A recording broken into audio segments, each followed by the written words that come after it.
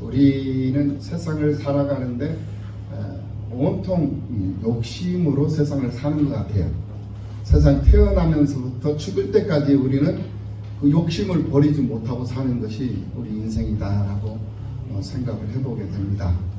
처음에 태어났을 때 부모님, 어머니 뱃속에서 이 세상 태어났을 때 모든 세상을 다 움켜쥐어 보고 싶다라는 그런 뜻으로 아주 양손을 다 움켜쥐고 내가 이 세상에 태어났다. 너희들 잘 있었느냐 하면서 으아 하고 태어나잖아요. 자기의 존재감을 과시하면서 이 세상에 태어나는 것이 우리 인생이에요. 그거는 남녀 구분되지 않아요.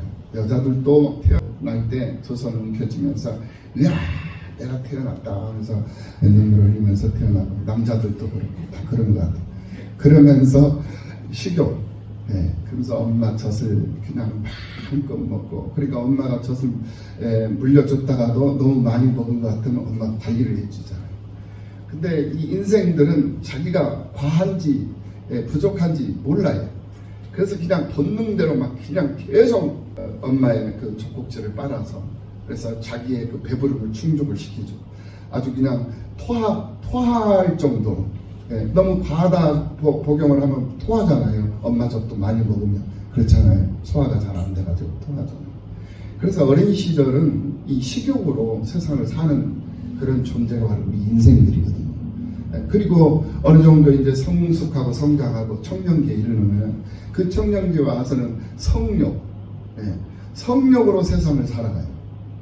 그리고는 그 성욕으로 세상을 살다가 어느 정도 이제 결혼도 하고, 그래서 어느 정도 이제 장년기에 딱 들어오면은 이제는 돈을 벌어야 되겠다 하는 그런 물질욕으로 세상을 삽니다. 그래서 정말 여기저기 정신없이 돈 벌려고 돈 따라가고 돈 추구하면서, 그러면서 장년 그 인생을 이제 보내죠. 어느 정도 이제 모아지고 사회적 경험도 어느 정도 쌓고, 이제 그러다 보면은 이제는 명예욕이 생겨요. 그리고는 다 온갖 여기저기 이렇게 명예를 추구하고 명예를 얻어서 그 자리에 오르고, 그러면서 세상을 사는 거예요. 그리고는 이제 장년기가 넘어가고 중년기 이제 넘어가면서 이제 노년기에 오르잖아요. 노년기에 오면은 이제 생명욕, 살고자 하는 그런 욕심. 그 욕심으로 몸부림치면서 살다가 결국은 이제 주님 앞에 가는, 빈손으로 주님 앞에 가는 그 인생이 바로 우리가 살고 있는 우리의 모습이 아닌가, 이런 생각을 해봐요. 태어날 때부터 그래서 죽을 때까지 온갖 욕심을 추구하며 욕심을 따라 욕심에 이끌려서 욕심의 지배를 받으면서 세상을 살 수밖에 없는 그런 존재가 바로 오늘 우리들이다. 그런데 그렇게 욕심을 따라서 세상을 살고 있는 우리에게 복음이 들어왔어요. 그 복음이 무엇입니까? 예수님이 우리를 대신해서 십자가에 우리의 죄를 짊어지시고 죽으셨다. 그리고 나를 살리시기 위해서 다시 살아나셨다. 이것이 복음입니다. 그래서 예수 그리스도 말미암지 않고는 아버지께로 갈 자가 없다고 그랬어요. 예수로 통하지 않으면 천국에 들어갈 수가 없어요. 그리고 천국을 누릴 수도 없어요. 우리가 많은 것을 얻지만은 그 얻는 것도 하나님이 주시는 것이고 얻을 수 있도록 주시는 것이고, 그리고 얻은 것으로 끝나고 그것을 누리지 못하게 하시면 얻은 것으로 끝나버려요. 다른 사람이 누려요. 내가 누리려고 얻는데 하나님께서 주시지만은 그것 또한 누리게 하시는 복을 또 주셔야 돼요. 그래야 내가 누릴 수 있는 거거든요. 근데 하나님께서는 누릴 수 있는 복을 본인에게는 주시지 아니하시고 자식들에게 주시기도 하시고 또 자식들에게까지도 주시지 아니하시고 엉뚱한 사람들이 그것을 누리고 즐겨버리는 경우들이 많이 있는 것을 볼 수가 있습니다. 이렇듯 내 인생은 내 마음대로 내 뜻대로 되는 일이 거의 없다. 그래서 내 마음대로 내 뜻대로 되는 것보다는 하나님의 뜻대로 하나님이 원하시는 바대로 내가 살아가는 것이 지혜로운 것이고 그것이 슬기로운 것이고 그것이 복 있는 자의 모습이다 라는 그런 생각을 해보지 않을 수가 없다. 오늘 본문으로 딱 들어가서 보니까 예수님께서 무리들을 불쌍히 여기셨다. 그들이 가난해서 불쌍하게 여긴 것도 아니고, 그들이 병들어서 살고 있기 때문에, 신음하고 있기 때문에 불쌍하게 여긴 것도 아니고, 고아들처럼 버림받은 자들이 이게였기 때문에 그들을 불쌍히 여긴 것이 아니었다라는 거예요. 그러면 무엇 때문에 불쌍히 여기셨느냐? 그들이 목자 없는 양같이 그렇게 세상을 살고 있더라는 거예요. 그러니 이 목자 없는 양처럼 사는 그들을 보시고 예수님이 참 불쌍하다라고 생각을 하고 계신다. 그들에게는 목자가 분명히 있어요. 예, 목자가 분명히 있는데 그들이 그 목자를 목자로 여기지 않는 거예요. 목자로 보지 않는 거예요. 그러니까 목자가 있음에도 불구하고 목자 없는 양같이 다닌다라는 거예요. 예, 그러니 그들이 참 불쌍하지 않을 수가 없죠. 왜? 목자가 없으면 양은 고생할 수밖에 없기 때문에 그러는 거거든요. 그래서 목자 없는 양같이 고생하기 때문에 그들이 참 불쌍하다라고 이 예수님이 보여진 거예요. 그래서 이 예수님께서 오늘 본문 말씀 36절 말씀에서 무리를 보시고 불쌍히 여기시니 이는 그들이 목자 없는 양과 같이 고생하며 기진함이라 라고 말씀을 해주고 있는 것을 볼 수가 있습니다. 예수님께서 공생애를 시작을 하시면서 이 공생애의 시작은 이제 공적인 위치에 오를 수 있는 나이가 바로 30이에요. 그러니까 성인 나이는 18살이 넘으면 성인이 됩니다. 근데 성인의 나이가 됐다고 해서 어떤 사회적인 어떤 위치에 지위에 오를 수 있는 그런 자격은 주어지지 않아요. 그래서 예수님 당시 때 어떤 뭐 국가 공직에 오른다든지 아니면은 어떤 직임을 받는다든지 이런 공적인 어떤 업무 수행을 하기 위해서 적절한 그런 나이, 연령이 이제 정해져 있는 연령이 있는데 그 연령이 바로 30세였어요. 그래서 예수님께서 30세가 되기 전까지는 무명인으로 이름 없는 그런 일반적인 그런 사람들과 똑같이 가족을 책임을 지는 가장으로서의 삶을 살았어요. 그래서 목수일을 하면서 생계 유지를 하면서 살았던 거죠. 그리고는 이제 만 30세가 딱 됐을 때 그때 이제 공적 생애를 감당하시기 위해서 예수님이 가장 먼저 했던 일이 바로 산 위에 오르시는 일이었어요. 산 위에 오르셔가지고 거기서 가장 먼저 말씀하셨던 것이 8가지 복을 말씀을 하셨던 거죠. 그 8가지 복이 뭐냐? 8가지가 다 예수님이었다라는 거예요. 그리고 그 예수님이 다 천국이었고 그를 보고 그 복이 되신 그 예수님, 천국이신 그 예수님을 보고 따르고 소유하는 그 사람들이 바로 복이 있는 사람들이다 라고 말씀을 하고 있는 것을 볼 수가 있었어요. 그리고 산상수훈을 마치고는 각종 여러 가지 이 교훈들을 계속 하셨어요. 그 이유가 뭐냐면은 구약 성경에 보면은 선지자들이 어떤 상황이 딱 주어졌을 때 자기 백성들에게 교훈을 합니다. 교훈을 하는 그 선지자들은 어디서 교훈을 했냐면은 산에 올라가서 교훈을 하시고 들에서 광야에서 이렇게 막 외치면서 왕을 비판하기도 하고 고위 관직들을 이렇게 회개시키는 일에 앞장서기도 하고 백성들을 회개시키는 일에 앞장서서 그들에게 하나님의 말씀을 대언하면서 회개하라 하나님을 두려워하라 하나님의 역사하심이 심판하심이 이르렀으니 너희들은 회개하고 하나님께로 돌아와라 이렇게 훈계하고 교훈하고 말씀을 선포했던 그러한 사람들이 그런 직임을 가졌던 사람들이 바로 선지자였거든요. 그러니까 예수님은 선지자 중에 선지자예요. 그러니까 대선지자죠. 그러니까 구약에 있는 모든 선지자들은 오실 예수님 메시아로 우리의 구세주로 우리의 왕으로 우리의 통치자로 하나님으로 오실 하나의 모형이었어요.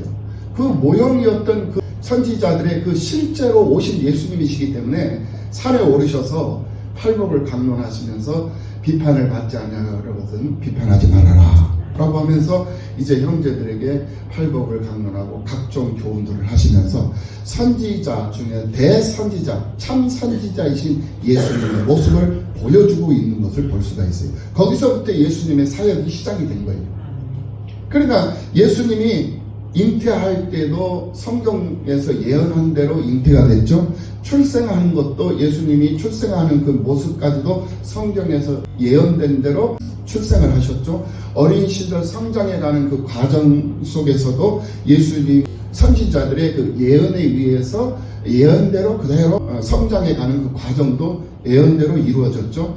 그리고 이제 공적 생애를 시작을 할 때 사탄 마귀들이 예수님에게 다가와가지고 시험을 하는데 하나님의 말씀으로 시험을 한단 말이에요. 이게 사탄 마귀들도 우리들에게 와가지고 우리들에게 다가와가지고 우리를 유혹하고 미혹하고 넘어뜨리기 위해서 우리를 시험하잖아요. 그런데 우리가 알아먹을 수 있도록 우리한테 들킬 정도로 시험을 하지 않냐고, 우리가 못 알아먹고 우리가 분별하지 못하고 하나님의 말씀인가 보다 라고 착각할 정도로 다가와가지고 속삭이면서 달콤하게 우리를 유혹을 하고 미혹을 해서 우리를 넘어뜨리는 것이, 그것이 바로 마귀들의 계략이고 귀신들의 계략이다라는 것을 알아야 돼요. 그렇기 때문에 그것을 우리가 분별을 하고 그것을 우리가 잘 이렇게 대응을 하려면 어떻게 해야 되느냐, 하나님의 말씀에 집중하고 세상을 살아야 됩니다. 그럼 하나님의 말씀을 집중하는 방법은 뭐냐, 하나님의 말씀을 보고 듣고 그 말씀을 지키는데 힘쓰는 사람, 그 사람이 바로 계시록 1장 3절에서 복 있는 사람이다라고 말씀을 하셨거든요. 그러니까 진정한 복은 많은 것을 얻고 소유하고 누리고 영향력을 끼치고 사회적인 영향력을 끼치고, 이게 복이 아니라 그거는 잠시 잠깐의 것이에요. 일시적인 것이다 말입니다. 진정한 복은 뭐냐, 다른 거 없어요. 하나님의 말씀을 읽고 하나님의 말씀을 듣고 그것을 지켜 행할 줄 아는 그 사람이 진짜 복 있는 사람이고, 그 사람이 하나님이 기뻐하는 사람이고, 그런 사람을 하나님이 원하고 있는 사람들이다 이거예요. 그렇게 우리가 세상을 살아갈 때 하나님은 당신이 원하는 대로 우리가 순종하며 충성하며 따라가잖아요. 하나님이 기뻐하시는 대로 우리가 반응을 하잖아요. 그러면 하나님은 그것을 외면하지 않아요. 그걸 외면하지 아니하시고 그걸 기뻐하시며 그 사람의 필요가 무엇인가를 아시고는 내가 구하지 아니할지라도 하나님은 그 필요를 채워주시는 하나님이시라는 거예요. 이 사실을 믿고 경험할 수 있는, 그리고 그 경험한 대로 세상을 확신하며 살 수 있는 여러분들이 다 되시기를 예수님의 이름으로 축원합니다. 복은 다른 데 있는 게 아니에요. 그래서 예수님께서 산에 오르셔서 그 일을 다 보여주시고는 이제 마을로 내려오셔서 이제는 공적 생애를 계속 이어가시죠. 3년 반이라는 그런 이 여생을, 공적인 생애, 자신을 돌아보거나 자신의 가정을, 자신의 가족들을 돌아보거나 그럴 겨를이 없었어요.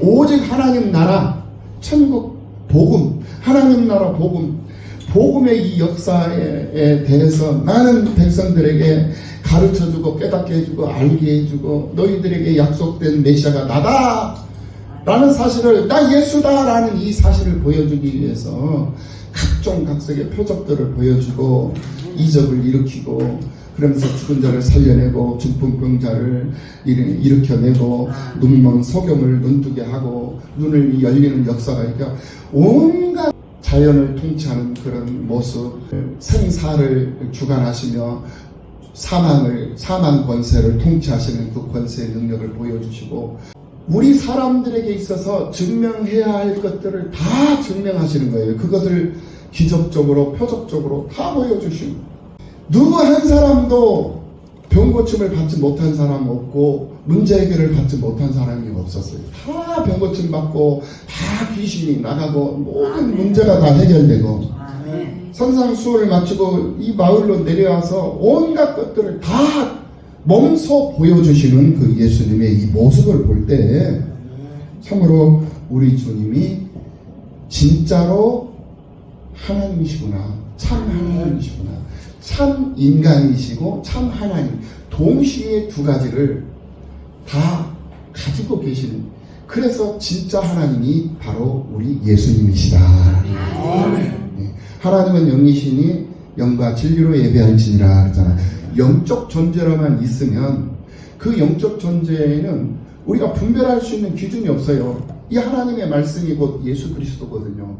이 말씀이 오늘 우리들에게 주어졌기 때문에, 예수님이 오늘 우리에게 오셨기 때문에 우리가 이 영적 세계를 구분할 수 있는 그런 기준이 생긴 거예요. 그 기준으로 영안이 열리니까 이것이 거짓된 것이고 거짓 영이고 이것이 진짜 영이다, 이렇게 구분을 해낼 수가 있다라는 거예요. 그런 능력이 이제 생겨나는 거예요. 그런 능력이 분별할 수 있는 능력이 생겨난다라는 거예요. 그런데 예수님이 오셔서 우리에게 이 말씀으로 역사를 하시기 때문에 그 기준이 생겨난 것인데, 그 기준, 예수님을 영접하지 못하고 예수님을 받아들이지 못하면은 거짓된 영들이 우리에게 다가오는데 진짜인 것처럼 다가온단 말이에요.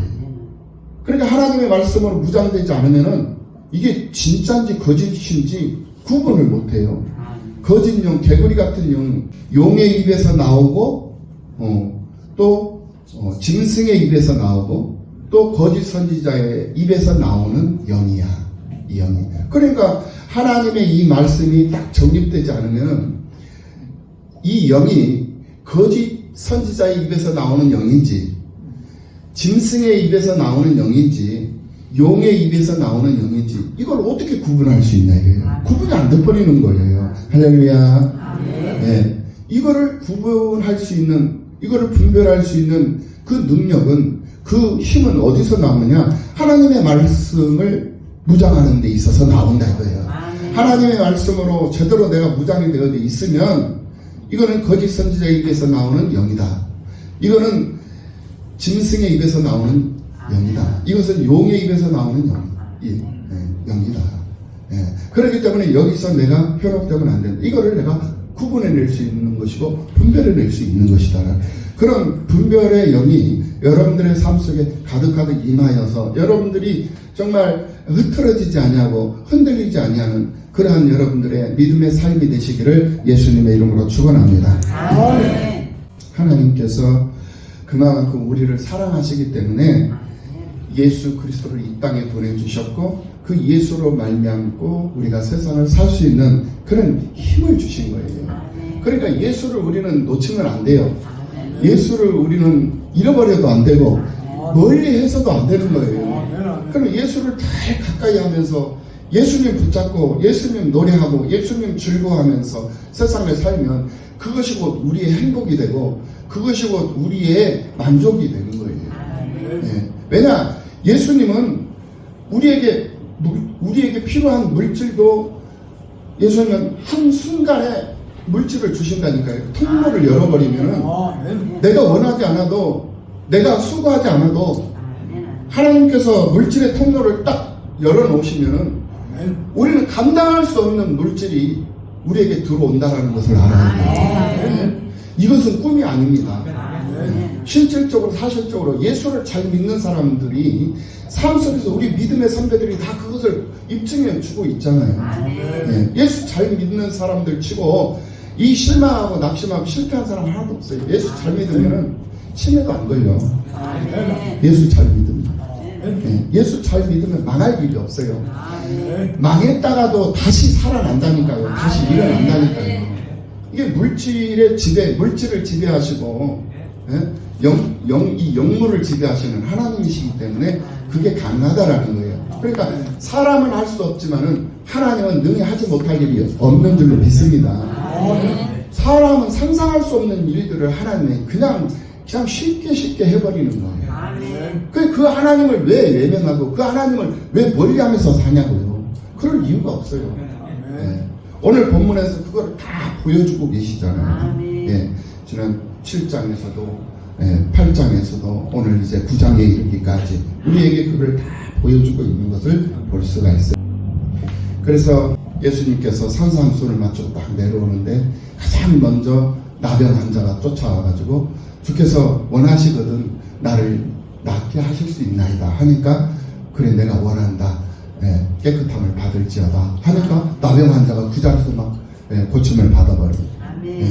그리고 백부장의 하인 중풍병에 걸린 백부장의 하인, 그 백부장이 자기 하인 중풍병에 걸려있는 하인을 위해서 찾아오잖아요. 오늘 우리들이 그거예요. 내 부모가 병들어 있잖아요.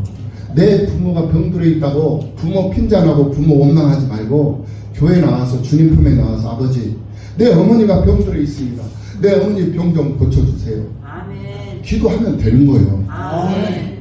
할렐루야. 아멘. 기도하지 않기 때문에 왜 하나님이 내 삶 속에 오셔서 역사하시지 않느냐, 왜 내 삶 속에 오셔서 나와 함께 하시기는 하는데 왜 하나님께서 일하시지 않느냐, 일하시지 않는 이유가 뭐냐 이거예요. 내가 간구하지 않기 때문에 일하지 않는 거예요. 아멘. 내가 부르짖지 않는데, 내가 하나님 앞에 매달리지 않는데 하나님이 굳이 일할 이유가 없죠.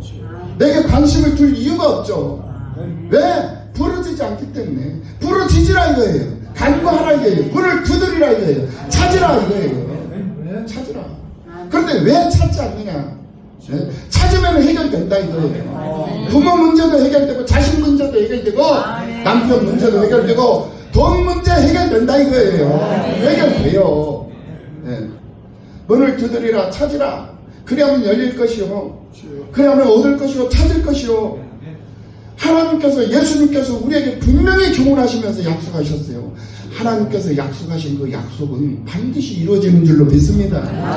이루어지지 않은 것이 하나도 없어요. 다 이루어져요. 이루어지지 않은 이유가 뭐냐? 내가 부르짖지 않고, 내가 두드리지 않고, 내가 찾지 않기 때문에 이루어지지 않는 것이고 해결되지 않는 거다 이거예요. 분명히 목자가 있다고 그랬어요. 오늘 36절 말씀에서 분명히 말씀하시기를, 오늘 본문 36절에서 분명히 말씀하시기를, 예수님께서 무리를 보시고 불쌍히 여기셨어요. 왜? 그들이 목자 없는 양과 같이 고생하며 기진하고, 목자가 있는데, 목자가 왔어. 예수님이 그들에게 왔어요. 그런데 그들의 눈이 어두워. 여러분들, 양의 특징이 바로 그것입니다. 양은 시력이 약해요. 그래서 눈이 어둡다고 합니다. 눈이 굉장히 어둡대요. 시력이 매우 나빠가지고, 그래서 주변의 환경을 제대로 파악하지 못한다고 합니다. 그래서 그냥 자기들끼리 목소리 음매하는 그 목소리 들으면서, 소리 들으면서 같이 무리를 지어서 다니는데, 이 양들이 성격들이 아주 괴팍해요. 성격이 온순한 것 같죠? 그거 잘못 알고 있는 거예요. 양들은 온순하지가 않아요. 둔해서 그런 거예요. 둔한 거예요. 온순한 것이 아니라 둔해요. 가장 중요한 게 뭐냐면, 양들은, 이 동물들, 짐승들은 털갈이를 합니다. 개새끼들도 털갈이를 해요. 미안합니다. 개새끼라고. 스스로 털갈이 하잖아. 그죠? 강아지, 호랑이, 얘네들도 다 털갈이에, 동물원을 가서 보면 털갈이를 하는데, 스스로 털갈이를 못하는 동물이 딱 하나 있어요. 그게 양이야. 양은 털갈이를 못하기 때문에 누군가가 털을 깎아줘야 돼요. 근데 그 양 털을 깎아주지 않잖아요. 그러면 털이 막 풍성하게 자라가지고 항문을 막아버려. 똥을 싸잖아요. 이 양들은 똥오줌도 다른 동물보다 더 자주 싼대요. 그래가지고 집안에서 키울 수 있는 그런 동물이 못 된답니다. 고양이도 집안에서 키우고, 강아지도 키우고, 온갖 닭도 키우고, 뱀도 키우고, 별별 짐승들을 다 키우잖아요. 집안에서. 동물들을.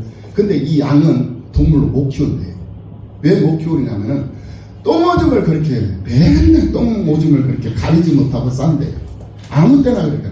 그러니까 똥오줌을 싸면은 털이 기니까 그 털에 묶고 뭉치고 막 그러잖아요. 그러면 그게 이제 털에 다 묻어가지고 나중에는 항문이 막힌대요. 항문이. 그렇게 게으르고 둔하고, 이게 바로 양의 모습이라는 거예요. 그리고 시력이 약해가지고 누구를 알아보지도 못해요. 성격이 괴팍해가지고 목장지 동료인지 모르고 성질이 나면 그냥 들이받아버린대요. 그래가지고는 그 목자들, 목동들 있잖아요. 목동들. 정신 차리고 목동들이 양을 지켜야 되는데, 딴짓을 하고 있고, 해찰 부리고 있잖아요. 그러면 양이 평범할 때는 상관이 없는데, 조금 화가 나고 좀 자기 성질에 못 이기잖아요. 그러면은 동료들만 들이받는 것이 아니라, 목자들까지 막 다 들이받는데요, 이 양들이. 가만히 이 양들의 특징을 생각을 해보면서 생각했던 게 뭐냐면, 내 모습이더라는 거예요. 어떻게 보면 나하고 우리 똑같지. 이런 생각. 그러니까 결국은 뭐냐면은 우리 하나님께서 우리 인생들을 당신의 형상과 모양을 따라 만들어 주셨거든요. 근데 당신의 형상과 모양을 따라 만들어 주셨는데 우리가 그 형상대로 살지 못하고 금수와 버릇 형상으로 우리를 바꿔버렸거든요. 예. 그래가지고 에덴 동산은 쫓겨났잖아요. 그래서 쫓겨난 대로 하나님께서 긍휼히 여겨주셔가지고 짐승에 가지고 뒤집어 쓰고 세상을 살잖아요. 그러다가 우리 주님이 오셔서 그 짐승의 가죽을 벗겨주시고 세마포 옷으로 우리를 새 옷으로 갈아입혀 주셨거든요. 그 새 옷이 바로 예수 그리스도로 옷 입고 사는 거거든요. 말씀으로 옷 입는 거거든요. 그런데 그 말씀으로 옷 입는 그 옷이 겉옷만 말씀으로 예수 그리스도로 옷 입는 게 아니라 갈아입는 것이 아니라 속옷도 갈아입는 거예요. 그러니까 속옷도 짐승의 옷, 겉옷도 짐승의 옷이었는데 우리가 예수님을 영접함으로 예수를 만남으로 인해 가지고 우리의 속옷도 예수님의 옷으로 바뀌어 입히고 또 우리의 겉옷도 예수 그리스도로 바꿔 입는, 그래서 온통 안팎으로 예수 그리스도로 옷 입고 세상을 사는 그 사람이 바로 교회예요. 그 사람이 바로 성도. 예, 그 사람이 바로 하나님 나라의 백성이요 하나님의 자녀다 이거예요. 그러니까 예수로 세상을 사는데 무슨 윤리와 도덕이 무슨 필요가 있냐 이거예요. 예수님 자체가 윤리와 도덕이지 않습니까? 예. 그러니까 예수로 살면 윤리와 도덕은 만 가지 중에 한 가지일 뿐이거든요. 그런데 예수로 살잖아요. 그럼 만 가지가 다 예수님이기 때문에 윤리와 도덕을 다 초월해 내는 거예요. 거기에 부모 공경이 있고 자식 사랑이 있고 자식을 노엽게 하지 않냐고 친구 형제 위에 사랑 공급하면 그러면서 사는 거예요. 예수로 사는 거니까. 그래 무슨 윤리적 기준이 필요하고 도덕의 기준이 필요하고 무슨 삶의 기준이 무슨 필요하고 법이 무슨 필요가 있겠어요. 법이 필요 없는 거예요. 예수로 살면. 예. 그래서 오늘 우리는 이 마태복음 9장을 통해서 분명히 우리가 확신하고 세상을 살아갈 수 있는 것은 뭐냐, 목자 없는 양은 고생한다. 목자 없는 양은 고생하고 실패하고 결국은 죽는다. 그런데 목자 있는 양은 목자가 다 알아서 해줘요. 때가 되면 겨울이 오기 전에 이 목자가 털갈이를 스스로 못하니까 털을 다 깎아줘요. 털을 깎을 때 언제 깎느냐, 겨울이 오기 전에 털을 깎는 거예요. 네. 겨울은 춥잖아요. 춥기 때문에 털을 그대로 보호를 해줘야 되는데 우리가 생각할 때는 우리 상식으로는 근데 아니래요. 털을 깎아준대요. 네. 왜 그러냐, 춥잖아요. 추우면 양들 자기들끼리 붙어가지고 떨어지질 않는데 체온을 유지하기 위해서 그래서 깎아버리는 거예요. 그래가지고 아무리 추워도 양들은 이탈하지 않기 때문에 같이 붙어서 체온을 유지를 한대요. 근데 털을 안 깎아주잖아요. 지 마음대로 어디가 울타리가 어디 있는지 몰라. 왜? 시력이 약하니까. 눈이 어두우니까 여기 울타리 있는지 없는지 몰라. 감이나. 예. 자기들 무리들끼리 같이 모여서 이렇게 비비면서 체온 유지를 해야 되는데 더우니까 같이 안 붙어 있어요. 떨어져 있어요. 그러니까 어딘 줄도 모르고 갈 바도 알지도 못하고 그러면서 그냥 자기 본능대로 그냥 막 가버린다는 거예요. 그 무리를 이탈을 한대요. 그러니까 겨울이 오기 전에 양털을 다 목자들이 깎아준다. 그리고 추우니까 자기들끼리 안 떨어져. 떨어지려고 해도 안 떨어져. 추워서. 네. 그게 양들이에요. 그러니까 우리가 생각하는 거하고 양들의 그 세계하고는 차원이 달라요. 그러니까 우리가 예수를 믿고 인생을 사는 것도 내 방식대로, 내 스타일대로, 내 성격대로, 내 형편대로 예수를 믿는 게 아니야. 하나님께서 만들어주시는 환경, 하나님께서 조성해 주시는 그런 상황, 그런 상황과 그런 환경에 적응하면서 그냥 믿음으로 내 생각대로 내 방식대로 사는 것이 아니라 하나님 말씀대로 하나님 말씀 따라 세상을 살아가는 것이 진정한 복이고 그 사람이 성공할 수 있는 사람이고 그 사람이 선한 영향력을 끼칠 수 있는 사람이다. 할렐루야. 얼마나 멋있어요. 그런 여러분들의 인생이 되셔서 마음껏 하나님의 것을 얻고 누릴 수 있는 여러분 모두가 되시기를 예수님의 이름으로 축원합니다.